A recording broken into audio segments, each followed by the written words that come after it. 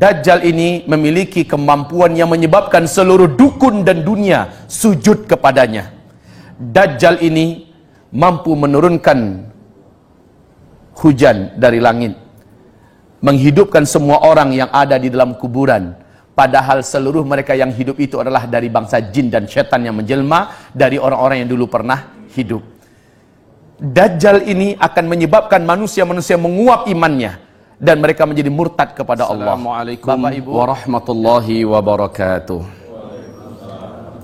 Alhamdulillahi rabbil alamin wal aqibatu lil muttaqin wala udwana illa 'alal zalimin. Asyhadu an la ilaha illallah wa asyhadu anna Muhammadan 'abduhu wa rasuluhu la nabiyya ba'dah. Amma ba'du. Ibarat sekalian, menjelang berbuka adalah waktu yang paling mustajab di sisi Allah Subhanahu wa ta'ala jika kita berdoa. Dan seluruh kita pasti punya hajat yang hebat. Seluruh kita pasti punya ketergantungan yang tidak putus-putus kepada Allah Subhanahu wa ta'ala. Nanti insya Allah menjelang berbuka kita akan berdoa bersama-sama insya Allah. Sebentar, beberapa menit menjelang berbuka, izinkan saya menyampaikan sebuah berita besar. Di dalam Taurat, di dalam Injil, dan di dalam Al-Quran sepakat dikatakan bahwa akhir daripada dunia adalah kiamat besar. Bapak-bapak dan ibu-ibu, hamba-hamba Allah sekalian yang kami muliakan, dengan tanpa menyebutkan gelar, pangkat, jabatan, yang semoga Allah mencintai bapak semua, semoga Allah melindungi dunia dan akhirat.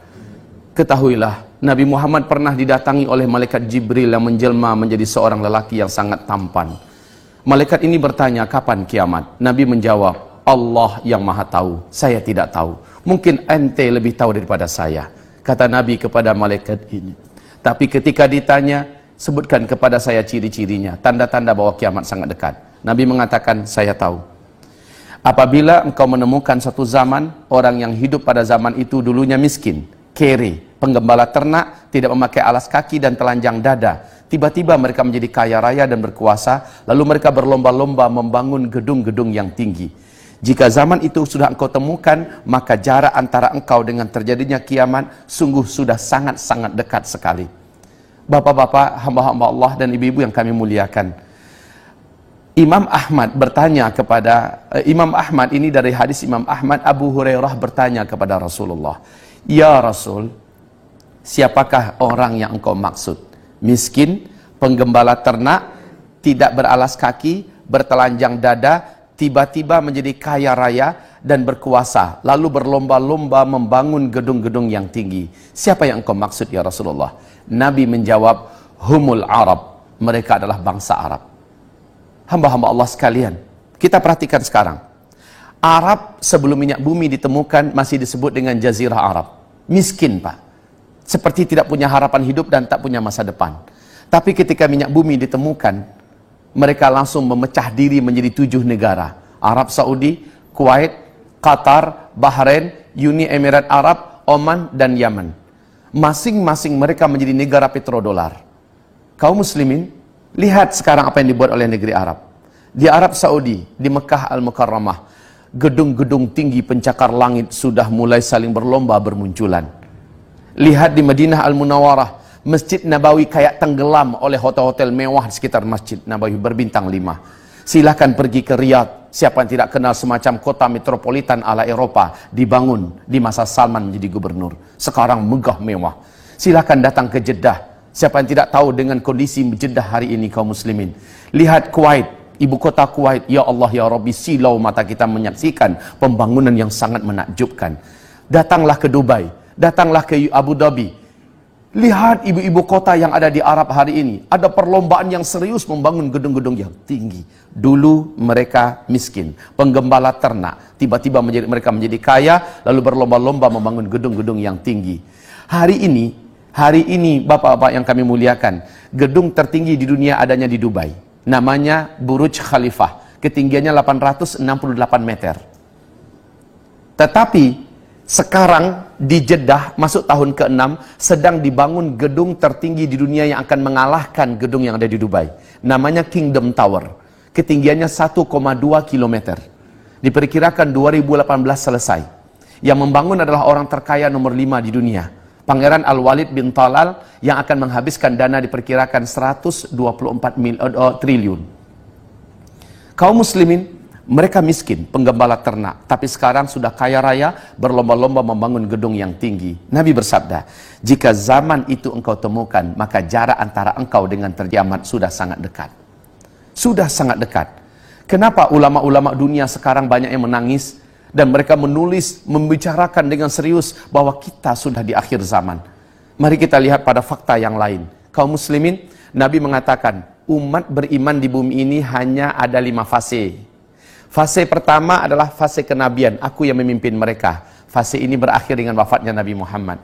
Yang kedua adalah fase di mana para khalifah yang memimpin selama 30 tahun. Dan itu berakhir dengan wafatnya Khalifah Ali bin Abi Thalib. Fase yang ketiga, khalifah-khalifah yang menggunakan sistem kerajaan. Di dalamnya ada 3 dinasti. Dinasti Bani Amawiyah, dinasti Bani Abbasiyah, dan dinasti Bani Utsmani. Dinasti ini telah berakhir pada tanggal 3 Maret 1924. Runtuhnya khilafah Islamiyah Al-Utsmani di Turki. Akhir fase ketiga. Kita masuk fase keempat, yaitu fase umat Islam tidak dipimpin oleh seorang khalifah pun. Tidak ada kekhalifahan di muka bumi. Inilah fase kita sekarang. Pada fase ini Nabi mengatakan Islam jadi pecundang. Kaum muslimin jadi bulan-bulanan. Mereka banyak tapi tidak berharga, tidak dinilai, dan betul-betul dalam keadaan ketertekanan dan luar biasa. Kondisi manusia yang hidup saat itu, hari demi harinya lebih buruk daripada hari sebelumnya. Dalam urusan ekonomi, dalam urusan politik, dalam urusan pendidikan, dalam urusan moral, dalam urusan keadaan alam. Apa saja keadaan makin ke depan itu makin semakin jelek. Ini pada fase keempat. Fase ini pasti berakhir, kata Nabi. Yaitu dunia akan kembali dipimpin oleh khilafah Islamiyah. Dan CIA, Intelijen Amerika Serikat, di New York Times telah menyatakan dan merilis pernyataan resmi. Menurut angka-angka hitungan mereka, dunia masa depan akan kembali dipimpin oleh khilafah Islamiyah di tahun 2020. Menurut KGB Rusia, masih di New York Times, puncak-puncak khilafah Islamiyah di masa depan itu adalah tahun 2025. Artinya fase kelima sudah sangat dekat.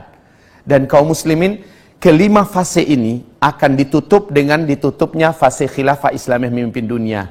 Tapi kata Rasul, tidak lama. Fase kelima hanya berjalan maksimal 9 tahun saja. Bukan 900 tahun. Bukan 90 tahun, hanya 9 tahun saja. Fase ini dipaksa ditutup oleh Allah dengan cara seluruh orang Islam dan orang yang beriman kepada Allah di muka bumi serentak meninggal dunia. Kenapa? Terjadinya tanda besar kiamat yang ketujuh. Pada tanda besar kiamat yang ketujuh, seluruh orang yang beriman di bumi serentak Allah wafatkan. Bertiupnya angin lembut dari negeri timur atau dari Yaman, angin ini segera membungkus bumi. Orang yang beriman, dimanapun dia berada, apakah dia ada di puncak gunung, di dalam gua, di lembah-lembah, di pulau, di mana saja, asal dia masih ada iman kepada Allah, walaupun imannya hanya seujung kuku, angin itu akan datang kepadanya. Ketika dia disentuh oleh angin itu, terhirup oleh dia angin tersebut, dia pun meninggal di sana. Serentak seluruh orang beriman di muka bumi meninggal dunia. Kaum muslimin, ini Allah ceritakan di dalam Al-Quran. Nabi sebutkan dalam hadis-hadis yang sahih. Nah, hamba-hamba Allah yang kami muliakan, Bapak Ibu tahu berapa lama sebenarnya 5 fase ini? Subhanallah. Di dalam hadis dari Abu Daud, sekalipun hadis ini didhaifkan, bahkan ada yang statusnya dhaif jiddan, tetapi status hadis ini telah dikuatkan menjadi hasan li ghairi, bahwa Nabi mengatakan 5 fase ini di sisi Allah hanya 1500 tahun paling lama. 1500 tahun itu hitungan hijriah, dan kita sekarang sudah 1437 hijriah. Hijriah itu dihitung sejak Nabi hijrah dari Mekah ke Madinah. Sementara menghitung umur umat Nabi atau umat Islam di bumi ini sejak Nabi diutus sebagai Nabi dan Rasul sampai wafat serentak umat Islam di dunia, barulah 1500. Kalau sekarang 1437, 13 tahun belum terhitung di Mekahnya Nabi, ditambahkan ke 1437, berarti sekarang sudah 1450 kita orang Islam di bumi ini hidup. Maknanya, di hadapan kita, wahai hamba-hamba Allah yang kami muliakan, di hadapan kita untuk orang Islam hanya tersisa paling lama 50 tahun lagi. Lalu kita semua akan Allah wafatkan serentak. Siap nggak siap kita, terima nggak terima kita, Allah telah menetapkan sebagai penguasa absolut di langit dan di bumi. Bapak mungkin tercengang mendengarkan ini. Bapak mungkin kaget mendengarkan ini. Tetapi sungguh demi Allah, Risalah yang saya sampaikan ini telah sampai ke Arab Saudi, telah sampai ke Amerika. Insya Allah dengan izin Allah di New York, tak lama lagi saya akan diundang menyampaikan materi ini. Di Australia saya telah menyampaikan materi ini. Kita sudah sangat dekat dengan akhir zaman. Hamba-hamba Allah yang kami muliakan. Yang paling mengejutkan adalah Nabi menyebutkan ada 10 tanda besar kiamat. 10 tanda besar kiamat ini tidak akan terjadi kiamat sampai yang 10 ini muncul seluruhnya. Dan yang 10 ini harazatun manzumatun fi silk iyuqta'u silkun yatba'u ba'duha ba'dan. 10 tanda besar kiamat ini seperti butir-butir berjan yang di tengah-tengahnya ada ruangan kosong, dapat dimasukkan tali atau benang. Jadi antara satu dengan yang lain itu terhubung gara-gara adanya tali yang menghubungkan. Di bagian bawahnya disimpul sehingga tertahan untuk keluar. Iyuqta'u silkun, ketika simpul bawah itu dipotong, diputus, meluncurlah butiran yang pertama. Apa yang terjadi dengan butiran kedua? Langsung menyusul dengan cepat. Butiran ketiga menyusul juga lebih cepat. Pap, pap, pap, pap, pap, pap, seluruhnya keluar. Artinya kalau yang pertama sudah terjadi, yang kedua menyusul dengan cepat. Enggak pakai 1000 tahun jaraknya, enggak pakai 100 tahun, tidak pakai 10 tahun, tidak, sangat cepat sekali. 10 tanda besar kiamat ini yang pertama adalah terjadinya dukhan. Apa itu dukhan? Kabut debu yang teramat sangat tebal dan panas membungkus bumi selama 40 hari. Saking tebalnya, kata Rasulullah, tidak diketahui kapan malam, kapan siang. Kemudian kabut ini sangat panas. Saking panasnya, kata Rasulullah, orang-orang kafir di muka bumi dan orang-orang Islam yang suka buat dosa sebelum terjadinya dukhan itu sampai melepuh kulit-kulit mereka, menjadi jelek bentuk rupa mereka. Tapi orang beriman yang amal solehnya banyak, sebelum ini terjadi mereka beramal soleh yang banyak, Allah jadikan mereka selamat dan kebal, dan mereka hanya seperti terserang flu dan demam saja. Masya Allah. Setelah dukhan selesai, bumi kembali terang, matahari kembali nampak. Apa yang terjadi? Petaka besar. Pertama, seluruh teknologi di muka bumi sudah terhenti. Tidak ada listrik, tidak ada sinyal, internet, handphone sudah hilang seluruhnya. Ini yang dikatakan oleh Rasulullah, ketika Al-Mahdi nanti muncul, kalian semua akan kembali seperti zaman sekarang. Kalian akan perang dengan menggunakan pedang, dengan tombak, dengan panah, dan menunggang kuda kembali. Albert Einstein saat didesak oleh lebih 2000 wartawan seluruh dunia, beliau mengatakan tentang perang dunia ketiga. Dalam keyakinan dan analisa kami, perang dunia ketiga nanti adalah dengan senjata manual. Semua senjata modern canggih yang kalian buat hari ini tidak ada yang bisa dipakai. Persis dengan pernyataan Steve Jobs sebelum beliau meninggal dunia di hadapan ribuan karyawannya. Pernyataan Steve Jobs adalah, setelah saya nanti, tak lama kemudian kalian semua akan kembali ke zaman batu. Persis seperti yang digambarkan Nabi Muhammad SAW dulu. Jadi setelah dukhan, semua teknologi sudah musnah. Kita kembali ke zaman di mana kita dipaksa untuk hidup secara manual. Dan ini yang sangat menakutkan, Pak. Kenapa? Berikutnya, gara-gara dukhan, seluruh yang ada di muka bumi ini, tanam-tanaman, tumbuh-tumbuhan, pada banyak yang mati. Kelaparan merata di mana-mana. Gara-gara lapar, kata Rasul, banyak chaos dan keributan. Kekacauan demi kekacauan, memperebutkan makanan sampai membunuh tetangga pun terjadi. Dan ini akibat daripada sulitnya dan langkanya makanan. Iklim udara menjadi sangat panas. Setelah itu manusia mulai putus asa hidup. Sampai-sampai orang yang paling kuat imannya, kata Nabi, kalau lewat dekat kuburan dia berkata, alangkah enaknya orang yang dalam kuburan itu kalaulah saya bisa ditinggal di dalam seperti mereka. Ini orang beriman loh ngomong. Sementara orang yang tidak beriman, mereka akan putus asa hidup. Mereka hanya memilih salah satu di antara dua cara. Menjadi brutal untuk mempertahankan hidup, atau bunuh diri, mengakhiri hidup. Setelah itu, Masya Allah, waktu azan masuk, Bapak Ibu, silakan berbuka. Air sudah ada di hidangan Bapak-Bapak. Semoga Allah menerima amal ibadah puasa kita. Sambil Bapak berbuka, izinkan saya 5 menit lagi, boleh? Silakan Bapak berbuka. Semoga Allah terima amal ibadah puasanya. Saya lanjutkan sedikit, Bapak Ibu. Kemudian kata Nabi, setelah itu keluarlah Dajjal. Tidak seorang Nabi pun dan Rasul pun yang ada di muka bumi ini, terima kasih, melainkan memperingatkan umatnya masing-masing tentang Dajjal. Dajjal ini memiliki kemampuan yang menyebabkan seluruh dukun dan dunia sujud kepadanya. Dajjal ini mampu menurunkan hujan dari langit, menghidupkan semua orang yang ada di dalam kuburan, padahal seluruh mereka yang hidup itu adalah dari bangsa jin dan setan yang menjelma dari orang-orang yang dulu pernah hidup. Dajjal ini akan menyebabkan manusia-manusia menguap imannya dan mereka menjadi murtad kepada Allah. Bapak Ibu, Dajjal mengaku sebagai Tuhan dan banyak yang percaya, banyak yang sujud menyembah Dajjal.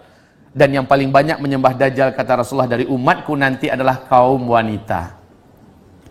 Sementara tanda-tanda Dajjal akan keluar di dalam hadis Sahih Muslim ada dua. Yang pertama, apabila pohon-pohon di kebun kurma Baisan sudah tidak berbuah. Bapak tahu perkembangan sekarang? Pohon-pohon kebun kurma Baisan itu letaknya di Yordania dekat perbatasan dengan Palestina. Sekarang sudah masuk tahun ke-6 tidak berbuah 100%. Sudah tidak berbuah 100%. Bahkan batang-batang pohon ini cenderung mati sekarang, Pak. Yang kedua, dalam hadis Sahih Muslim, apabila Danau Tiberias yang sekarang adalah pusat sumber air utama bangsa Yahudi di Israel, ya, apabila Danau Tiberias menyusut airnya dan berkurang terus. Ketahuilah Bapak-bapak yang kami muliakan, sejak tahun 2003 sampai 2013, Danau Tiberias yang dalamnya dari permukaan sampai dasar itu hanya 45 meter, telah susut 16 meter. Pemerintah Israel sangat-sangat ketakutan hari ini. Sehingga di TV resmi mereka, masih ada di YouTube itu, mereka umumkan ketakutan mereka yang tidak bisa dibuat-buat. Apalagi akhir 2015, Danau Tiberias, bagian dasar yang paling menonjol dari dasar Danau Tiberias itu sudah nampak kayak pulau-pulau kecil, Pak, di atas permukaan danau. Artinya apa? Semakin susut. Dan ini adalah pertanda besar Dajjal akan keluar. Tidak ada satupun manusia di muka bumi yang sanggup mempertahankan imannya jika ia berjumpa dengan Dajjal. Rasulullah bersabda, tidak ada satu kota pun di muka bumi ini melainkan Dajjal akan masuk ke dalamnya.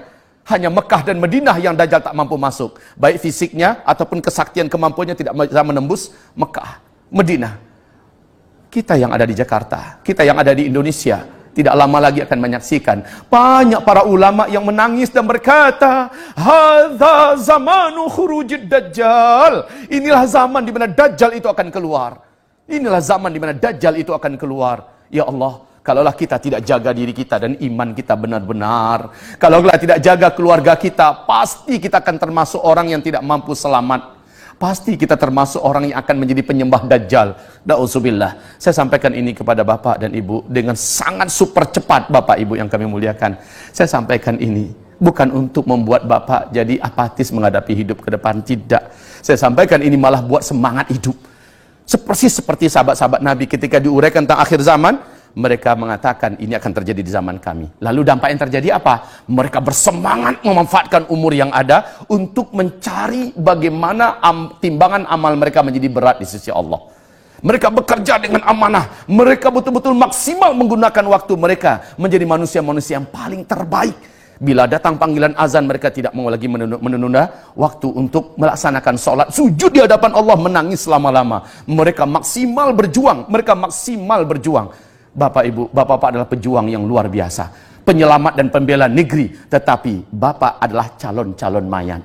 Persis seperti orang-orang terdahulu, mereka telah berbungkus kain kapan dan telah dilarikan ke dalam tanah, kembali ke asalnya. Lalu apa yang kita punya? Pangkat jabatan kita tidak berguna. Saat itu yang berguna adalah iman yang kita miliki, amal yang kita sudah buat. Hanya itu. Ini akhir zaman. Tidak pun karena akhir zaman kita juga akan di stop oleh Allah dari kehidupan ini, dan ini adalah sunnatullah.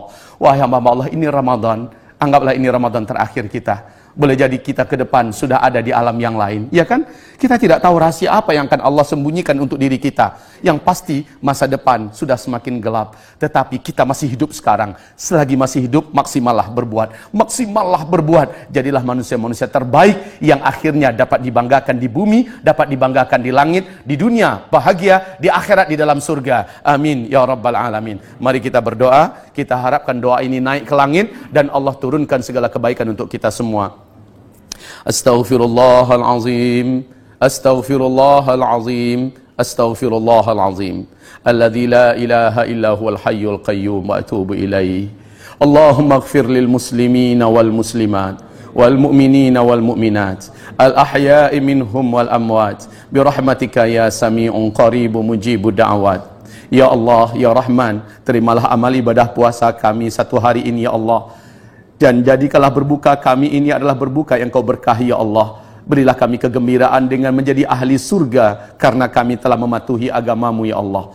Ampuni dosa-dosa kami di masa lalu yang pernah kami buat dalam keadaan lupa, dalam keadaan sadar atau tidak sengaja. Kami adalah manusia, bukan malaikat, Ya Allah. Dan kami punya nafsu serta digoda syaitan. Pasti banyak dosa maksiat yang sudah kami buat. Ampuni dosa-dosa kami, Ya Allah.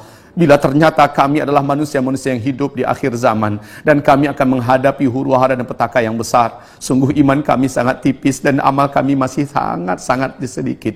Ya Allah, janganlah Engkau biarkan kami, janganlah Engkau jadikan kami termasuk yang hanyut dalam fitnah akhir zaman. Selamatkan kami semua, Ya Allah. Selamatkanlah para panglima-panglima kami yang ada, jenderal-jenderal kami yang ada, petinggi-petinggi militer ini yang ada, Ya Allah. Berikanlah mereka hidayah-Mu, kuatkanlah iman di hati mereka, Ya Allah. Kuatkanlah iman di hati mereka, Ya Allah. Kuatkanlah iman di hati mereka. Jadikanlah mereka mencintai masa depan dan akhirat mereka lebih besar daripada cinta kepada dunia yang ada.